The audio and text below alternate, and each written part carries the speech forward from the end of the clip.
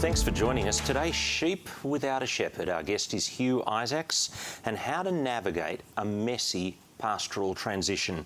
For 15 years, whenever I've heard of a church in trouble, perhaps the pastor's left, perhaps there's been a controversial situation, and again, my friend Hugh Isaacs has been called into care to help people heal as a pastoral emergency responder, to nurse a wounded congregation through a crisis. Where there's a problem, there's Hugh. And today on the Pastor's Heart, we're learning from Hugh's wisdom on what to do in a messy pastoral transition. Hugh, thanks for coming in. And can we jump straight in? And what goes on in your pastor's heart when you get that phone call? We've got a church in a mess. Can you help? Thank you, Dominic. It's good to be here. Yes, when I get that call, I'm aware of the fact that for a long time in my life, I've just felt a call when I've seen a church that's not had a minister and they need one, or they've had a minister and he's gone off the rails and they're in a bit of trouble. And so the idea of sheep without a shepherd, that always seems to reach my heart. And that's always what I've wanted to do, is see where there's help needed for a parish that doesn't have someone to help them. And I'm imagining when you get that phone call, it might be on a Tuesday or something, and they're saying, can you go in this coming Sunday? Is that what happens? They want me in as soon as possible. Yeah. But normally I would want to meet with a few people. So tell us about those initial meetings with the church. What do you do once you've had that? Well, I'll get a call probably from, in my case, a bishop, and he'll say, here's what we'd like you to help with this situation. And then so if I say, well, yes, I can try to do that, the first thing I want to do is meet with some of the leadership of the church.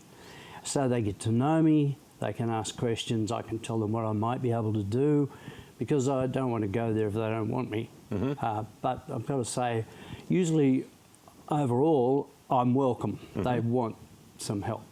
You have told me that sometimes there's been a bit of suspicion of you. Yeah, well, they don't know who I am. They're in the middle of a difficult issue.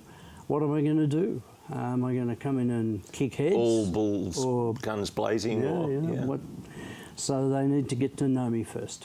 So tell me, take me into maybe, like, might it be a parish council or a council meeting? And yes, normally the leadership, I'd meet with wardens and parish council if they have one, but if there's another sort of leadership, deacons or whatever. The questions they throw up at you? Oh, they want to know who I am, what sort of experience I've had, or what are my attitudes to things, to people. I think really what they're trying to do is just gauge what sort of person I am. And how much do I care? How much am I going to invest with them, or have I just come to say, here, get your act together and go away? So I want to show them that I'm committed to helping them, and then they'll respond back, well, you're going to be able to do this and this and this. Then you were telling me that often the first little while is spent dealing with people's grief. Yes, and it varies the type of situation I go into. Sometimes it's an easier situation where a minister's just been somewhere for a long time and people grieve because the person's left. But more often the situations I've gone into when there's trouble is that there were expectations and they've failed, or there's been division in the church as a result of failed leadership, and so that's divided the church. And so suddenly relationships that might have been there for 20 years or something are broken, divided. And it feels 20 like years relationships broken? Yeah, well, you can go, people have been friends for 20 years, there's a conflict in the church and it divides friendships within the church. And people have said it's like a death sometimes, that someone died because they had this long-term relationship in their church with this person, a brother or a sister, and now they're on that side and they're on that side. Because one's kind of been a supporter of the old minister and one's critic of the old minister or something like that. That's right. Okay, so what do you do? Because you're talking about not just people cross with the old minister, you're talking about people cross with each other. Yes. There's conflict everywhere and grief everywhere and anger bubbling up. Yeah. And yeah. Well, one of the main problems is people feel they haven't heard the truth. They don't. What really went on? We don't know. And so there'll be that. And usually they're right, because it's very hard to know the whole truth of a situation. So one of the things you have to do when you go in is try to get the truth out. And you've talked about that being stage one. Yes. But grief is before then, and dealing with the reconciliation of relationships horizontally, is that right? Yeah, Or? but you can't do that until you know what happened and everybody knows what happened. Right. So you start to talk to people to find out the story. Find out what happened. Right. Yeah. Well, sometimes you get a group together, you might parish council or some group of leadership, depending on the size of the church and who's involved, and you start going, you go back to when the problems started, and you do a bit of a dateline, a truth-telling dateline. This happened, and as people say, oh, this happened, someone else will go, I didn't know that. Right. I never heard that. And they'll have to work that out. And then they go, oh, I had a misunderstanding because I didn't know. And as the whole thing is put together and people get the whole truth, they start to reappraise their position. And so getting the truth out, shedding light, is key. Now, you can't do it always completely because it's too traumatic for people, but you've got to do it enough so that people can start to see, hey, maybe I got this wrong. I need to approach my brother or my sister again, and we need to talk. So you're kind of prompting apologies and reconciliation. Yeah, you try for reconciliation between people where that's needed.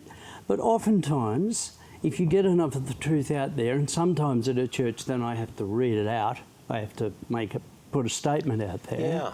Yeah. People hear that, then they're all on the same page. Now, they still might, have slightly different views about things. Yeah, of course. But they've at least got closer together. Yeah. Making a statement. Tell me about. I mean, that sounds a bit scary. Yeah. Well, at sometimes I have to have a statement about what happened. I never put it out there and let anyone have it, but I read it. And then I say, now, if you've got Is this in a parish council meeting? Or no, is this... that's the whole church meeting. Wow. Yeah. So when you've got it done... You're talking about... Most of the churches you've done have... Well, not always. Some of them have been quite big, but... Some have been all different sizes. Yeah. Nice. But you have a congregational meeting, and then after you've done that, and it's broad in its nature, people will want more specific information. You ask them to come back to you. Well, what you've done, you've found people in the church who are willing to tell other people what happened to them. So I said, if you don't believe this, so-and-so has said they're willing to talk to anyone who will come and talk to them about what happened to them. And they often trust that person a lot more. Then they trust you. Yeah, they because don't know they you. know that person. Yeah. That person might be a person with good reputation in the congregation. And they've got something to say, but they haven't been able to say it. But now people have been told, yes, you can go and talk to Fred, and he'll tell you what happened to him and get his experience and his take on it. Because it's better, what people can say, well, what do I know? But if it's somebody they respect and value. So I try to find those people. You were telling me about sitting in a parish council room and saying, has anybody got a problem with anyone else here in the room? Yeah. Because sometimes that will be the case. Yeah. Do you want to tell us how you've done that? Yeah, well, it's just a process you can go through where you give everyone a bit of paper, and it basically says, I haven't got a problem with anyone, and if it has, who it is. Secondly, I'm willing to reconcile with them. And thirdly, would I need help facilitating From it? They someone need like a you, mediator like myself. And most cases, people don't. They say, no, I haven't got a problem with anyone, but occasionally they have said, I think so-and-so's got a problem with me. Not that he's got a problem with me. And that other person say, oh, no, I haven't got a problem with you. I'm just giving an example. But I will say to them, well, are you two happy just to get together and just make sure that's sorted? And they'll usually say yes. But if it's worse than that, you might need an intermediary. Hey, let me just go off on a digression. Transition seasons, you said, are needed when there's been a long-term minister, and are needed. I think you were telling me if the minister's done something wrong, and it's gone messy, but also perhaps if the minister's had not so much wrong, but it's got too enmeshed into the congregation. Yeah. Can you just unpack those three, and then we'll come back to the main logic? Yeah, some situations, the minister has been there so long, he's all enmeshed with the congregation very closely, has lots of really close relationships.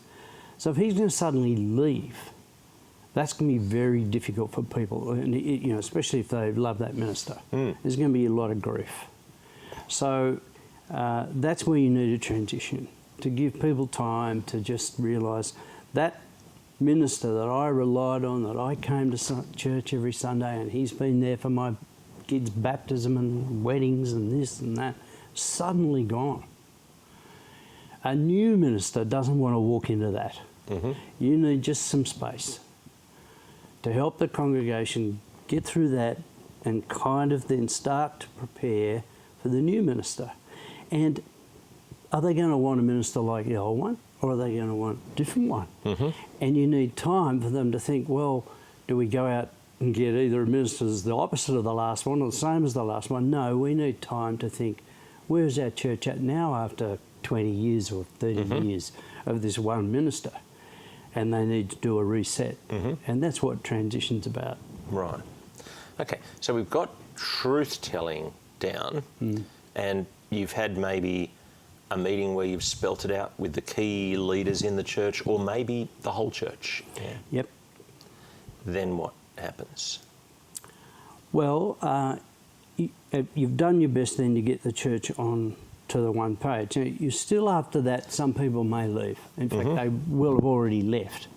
So you're trying to actually hope that people will get back. So you encourage the congregation to go visit people who might have left and say, hey, what about coming back? Things are sorted. And they may or they may not, but there'll be more reconciliation needed there with the people who left. And often people who left are the best ones to tell you what happened. Oh, really? Yeah, because they left. Well, why'd they leave? Well, this was the reason. Right. So they're good people to contact. So people who've left, when I go off and try to see them, and they don't always want to see me. Right. No, they're a bit...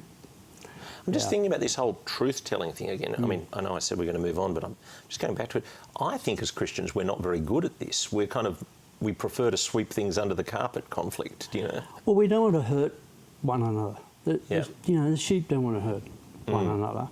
So it's my job to be there to try and do this without them hurting one another, and that needs a proper process. If you try to do it without thinking through how you might do it without unnecessarily hurting people, you go, oh, this is too hard, and you don't do it. And I'm imagining within the congregation there'll always be some who are, if you like, supportive of the ex-minister, and some who are pleased he's gone and want to move on. Yeah, mostly. Although you do get to the point where the people who aren't happy have left, and you've left with a group that are cohesive. Right. Yeah. What about how staff play into this? Because we've been talking, assuming that we've just got one senior minister, or it's a one-minister church up until now. Yeah, well, staff are vital, because oftentimes when there's been a problem in a church, the staff just quietly leave and you get staff turnover. But no one wants to stand up and say this is a problem, because that might damage their career. They want to be loyal anyway. They don't want to be seen as disloyal to the minister. When you're on the staff team, that's, But sometimes the issue happens. Staff are there, they're affected, and sometimes they're blamed, because often the issue can be between the minister and the staff. So the staff need to have their story told as well.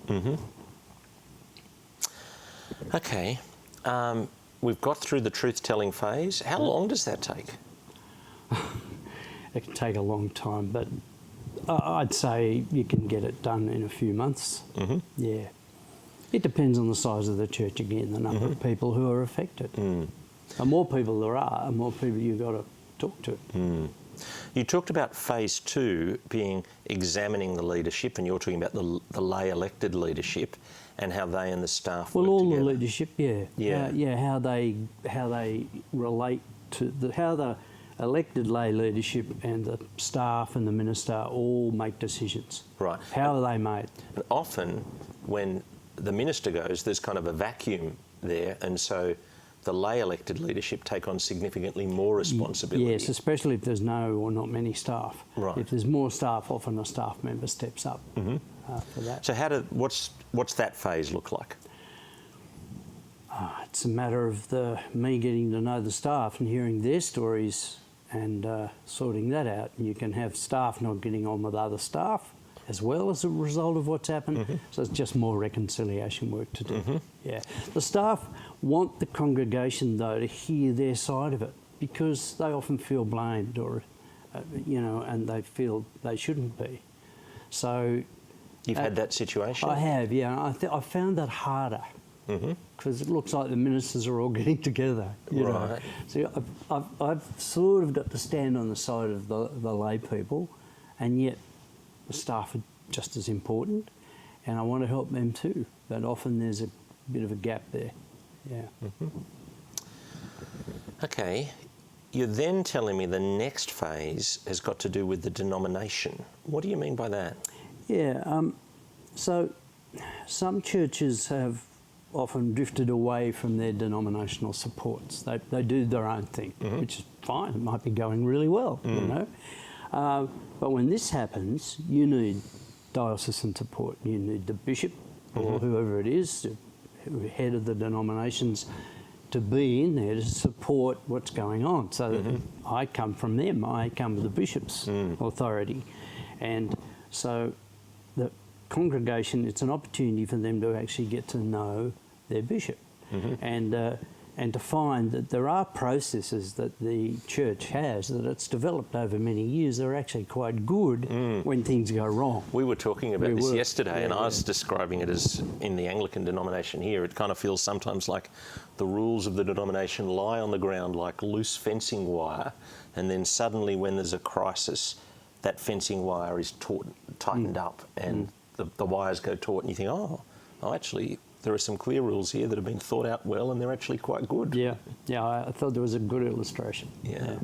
And tell us how that played, role play, or give us a couple of scenario conversations of what's gone in there. You were talking about there'd been a disconnect between the congregation and the denomination. Yeah, so the bishop comes and visits, and he's probably been there first before me. Yep. And so he's seen what happened. And he thinks, oh, all right, this is a job for Hugh or someone like him, you know. Someone with high pastoral EQ. So he has to say, no, I'm going to send you this person, you know, and he's pretty good and I've got my support and all this.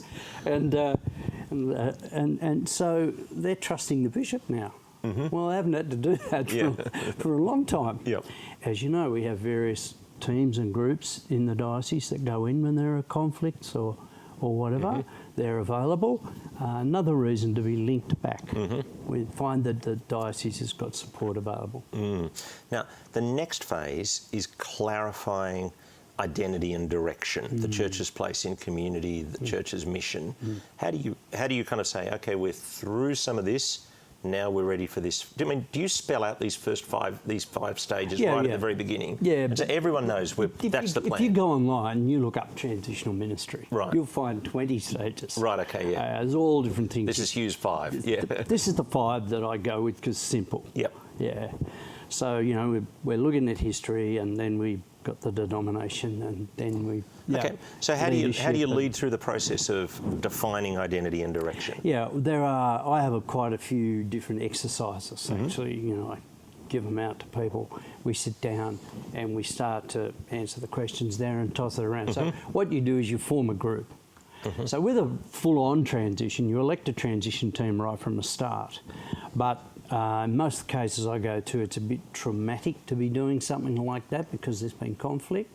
So you're more likely to get the parish council to do it or get them to appoint a team to do it when it's appropriate. And then that team, they sit down, and they're not your nominators, they're a different group. They may have nominators in them, may have wardens, may or may not. And their job is say, well, this has happened. Now we've got through that. Who are we now? After all that, what do we look like? And what do we want to do? And where do we want to go? Where do we sit here as a church? And what do the community think of us now that this has happened? Has it affected our ministry, our outreach or not? Or is this now a good time to actually think more about outreach and mission or whatever? Perhaps that's been lost a bit, or just a change of direction. And this all depends on who the church is. So identity. And you're telling me sometimes, maybe often, they come up with a statement which may not be a statement that you would have come up with, because it's them, not you. Very important. When I go into a church, I say it's your church, it's you. It's not my church. This is your church. You've got to own it. And they say, all right. So I can't be then going in and saying, well, I don't like that. And I encourage them. I will put questions to them. I'm the facilitator, but I don't create the thing. And sometimes I'll come up with things, I'll challenge them, And then when it's all done, congregation has to approve it. The bishop has to have a good look at it as well, because this is going to go out to prospective new ministers. Right. So it becomes the descriptive thing of what this church is at the moment. Yeah, and who they're looking for. Who we are and who are we looking for, it really is. Yeah. And then when you feed that up the line to the denomination, what kind of responses do you get? Well, it really only goes to the bishop, and he'll come back and say, well, what do they mean by this? Well, he goes back to them, really. I'm just, what do you mean? And make this clearer, or I think this or that.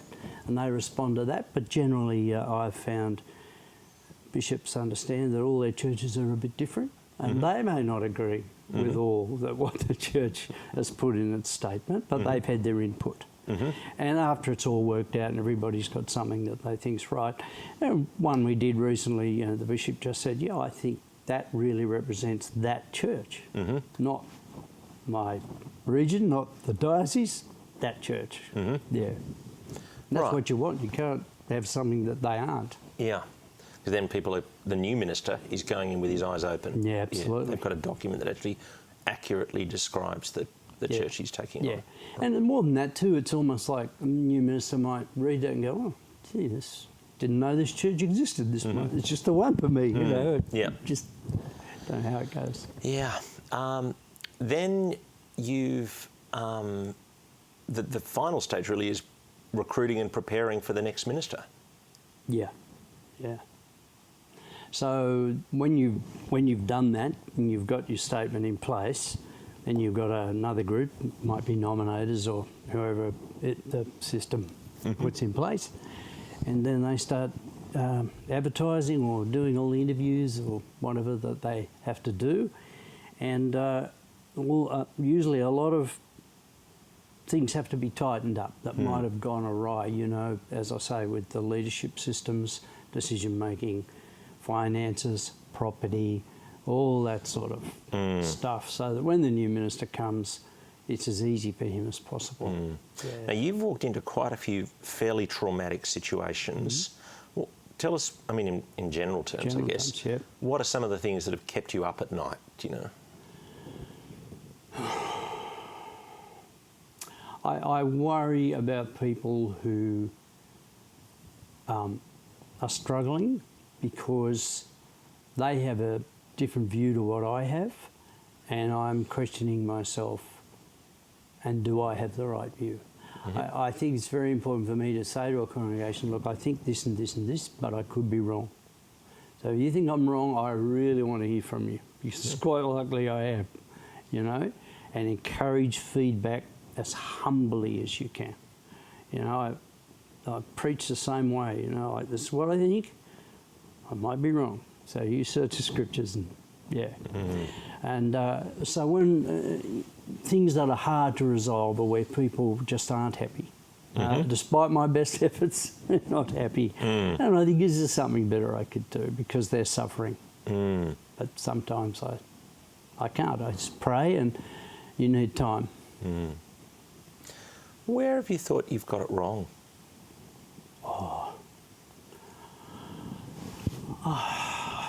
I think sometimes I just don't get the words right. Maybe sometimes I didn't remember to go visit somewhere I should have when I didn't do it soon enough. All the normal things that I think keep ministers up at night, really. Yeah.